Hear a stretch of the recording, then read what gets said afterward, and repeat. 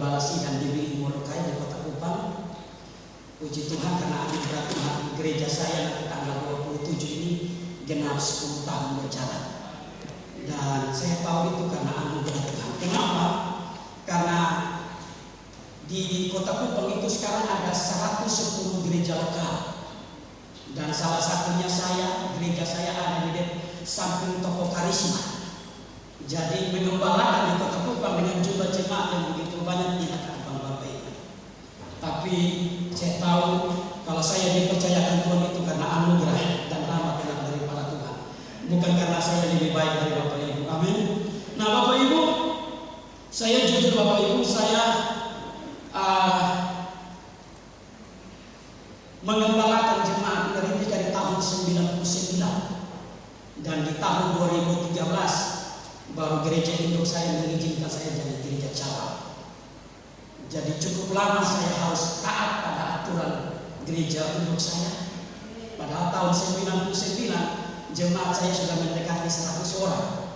Tapi gembala sidang saya bilang belum waktunya engkau jadi gembala. Saya tunduk pada otoritas seorang pemimpin. Dan tahun 2013 saya bilang sama Tuhan, kalau memang saya tidak dipanggil jadi gembala, tidak menjadi permasalahan. Yang penting saya jadi terang dan terang.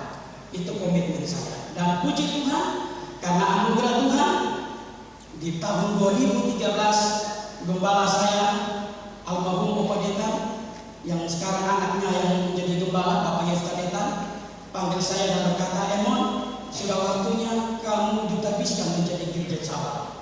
Dan dari tahun 2013 itulah sampai sekarang saya berjalan dengan jemaat GBI Molokai. Dan karena anugerah Tuhan, kami jemaat kurang lebih ada 60 kakak di Kota Kupang. Saya sampaikan ini bukan untuk menyombongkan diri Bapak Ibu, tapi saya mengatakan seperti ini.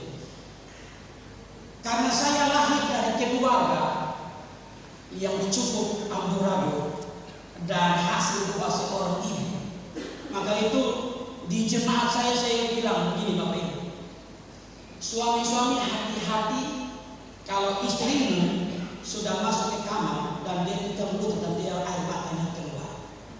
Hati-hati suami-suami, saya bilang begitu. Saya ada jemaat saya. Kenapa? Karena begitu istri-istri masuk kamar dan berdoa dengan nangis tentang suaminya, hanya ada dua hal kemungkinan yang akan terjadi.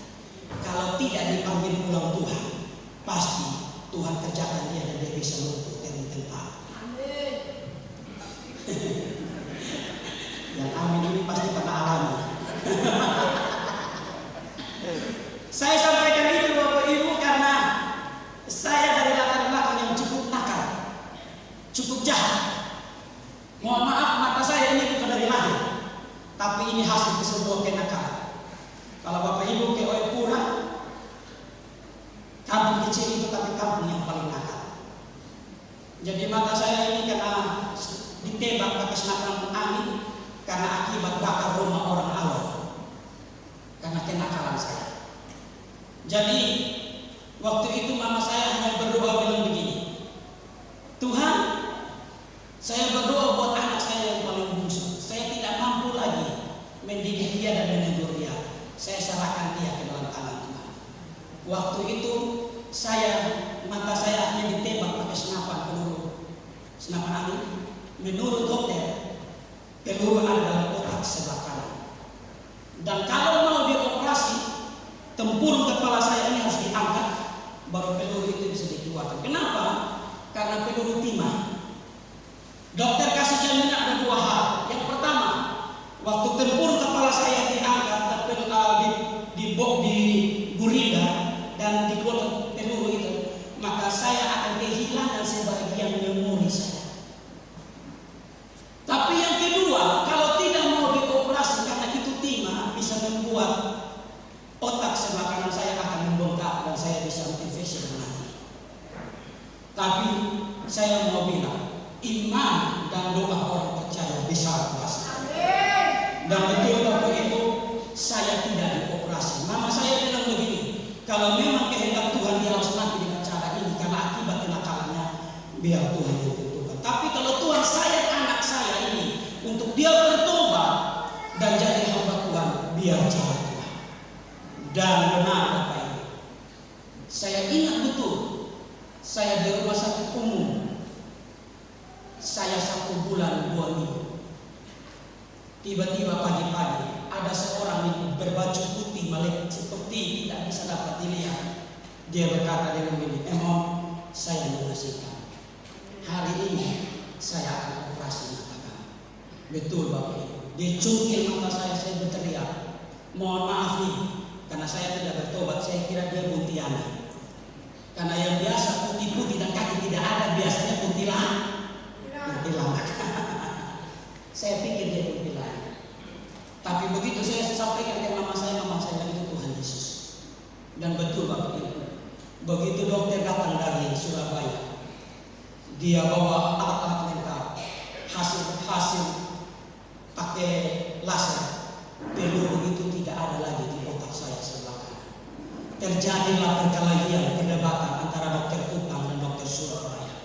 Hasil ronsen peluru ada di otak sebelah kanan saya. Tapi hasil yang terakhir katanya peluru tidak ada. Dan saya tahu itu karena tangan Tuhan. Amin.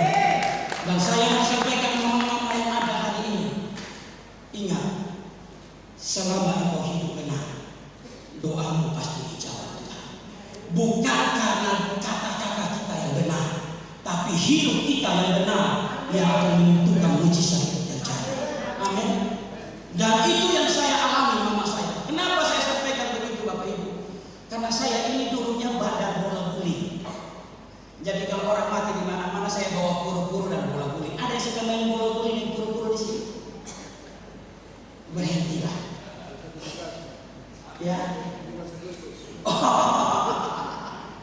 Saya dari latar belakang itu Bapak Ibu. Saya dari latar belakang itu. Padahal mama saya pendeta di Kemah Kesaksian. Mama saya punya 3 pos TI. Pondok Daud 1, Pondok Daud 2, Pondok Daud 3. Tapi anaknya bawa meja guling dan puru-puru. Bertentangan tidak Bapak Ibu? Sangat bertentangan. Tapi Tuhan tidak punya cara. Kalau Tuhan ingin memulihkan keluargamu, Dia sanggup memulihkannya. Kalau Tuhan punya rencana untuk memulihkan keadaanmu, Dia pasti mampu dan melakukannya. Hanya Dia butuh hanya 2, iman dan doa. Tuhan tidak butuh yang lain. Itu yang mama saya lakukan. Sehingga hari ini saya jadi pendeta. Teman-teman saya pun ada yang bingung, bisa lu jadi pendeta? Saya bilang bisa kalau Tuhan berkenan. Amin. Mari Bapak Ibu, saya juga sedikit perkenalkan nama. Saya orang Rote. Nama saya Emon Sima Eloy. Keluarga saya, kalau Bapak Ibu tahu Om Finus Mangidai, itu masih Pak Ketua. Jadi saya ini juga orang Rote. Marga saya Sima Eloy. Dan karena anugerah Tuhan belum menikah. Oh ya, jangan bilang sudah menikah baru anugerah. Belum menikah juga itu anugerah. Saya sampaikan ini Bapak Ibu, karena orang pikir sudah menikah baru anugerah, padahal baru menikah itu juga anugerah. Bukan karena tidak bisa cari, tapi jujur Bapak Ibu, saya satu kali saya berdoa begini Bapak Ibu, saya berdoa sama Tuhan. Tuhan, kenapa dulu waktu Tuhan memanggil saya pernah kasih saya istri duluan, kalau saya jadikan saya jadi gembala. Saya pernah berdoa begitu. Kenapa? Karena begini Bapak Ibu, kalau kita sudah jadi gembala, cari istri sulit. Sulitnya bukan karena tidak ada wanita, sulitnya di jemaat. Kita cari salah jemaat hilang semua. Betul tidak? Kita cari istri jemaat punya suara harus minimal 30%. Harus ada dukungan jemaat. Jadi bukan hanya kampanye saja yang butuh suara, saya juga butuh suara. Iya, kalau tidak jemaat bilang begini, mau lebih habis kita keluar. Sedangkan satu jiwa kita cari bertahun-tahun dan berdarah-darah. Paulus bilang kalau kamu tidak merasa sakit bersalin dengan jemaat itu, engkau tidak akan pernah memiliki jemaat itu. Karena saya rasa sakit bersalin dari tahun 99 sampai tahun 2013 baru saya gereja diresmikan Bapak Ibu. Sangat sakit. Maka itu saya takut kehilangan jemaat. Bukan karena takut kehilangan perpuluhan atau kolektif, tapi saya takut kehilangan jemaat. Karena apa visi saya? Saya ingin bawa jemaat di surga. Maka itu saya bilang sama jemaat, kamu tidak ada perpuluhan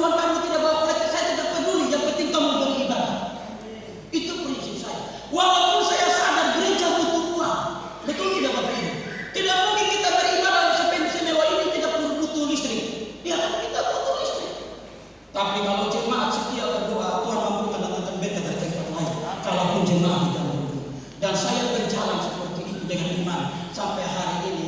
Saya gereja masih berjalan, dan puji Tuhan kami sekali beribadah bisa sampai 250 orang. Itu karena anugerah Tuhan. Puji Tuhan Bapak Ibu. Bapak Ibu, saya sampaikan ini, saya ingin mendorong Bapak Ibu di tempat ini. Beribadahlah dengan benar, berdoalah dengan benar, memiliki iman dan keyakinan yang benar. Ingat, waktu engkau melakukan 3 hal ini, Tuhan tidak mungkin tutup mata Bapak Ibu. Tuhan pun tidak mungkin akan berdiam diri. Dia akan bekerja, karena Roma pasal 8 ayat 29, Allah turut bekerja mendatangkan kebaikan bagi setiap orang yang mengasihinya. Amin Bapak Ibu. Dan itu yang saya tanamkan dalam jemaat saya. Maka itu saya bilang bahwa menikah pun anugerah. Jujur, karena saya merasa anugerah, pakaian saya dicuci oleh jemaat. Mereka datang sudah istrinya. Saya tidak perlu beli sabun. Iya kan? Anugerah. Daripada Bapak Ibu mau bilang, mau cuci pakaian, mau sabun, sudah tolong, pusing tak? Biar bahagia lah kalau menikah hari ini. Tapi Alkitab juga berkata tidak baik manusia ikuti orang ini.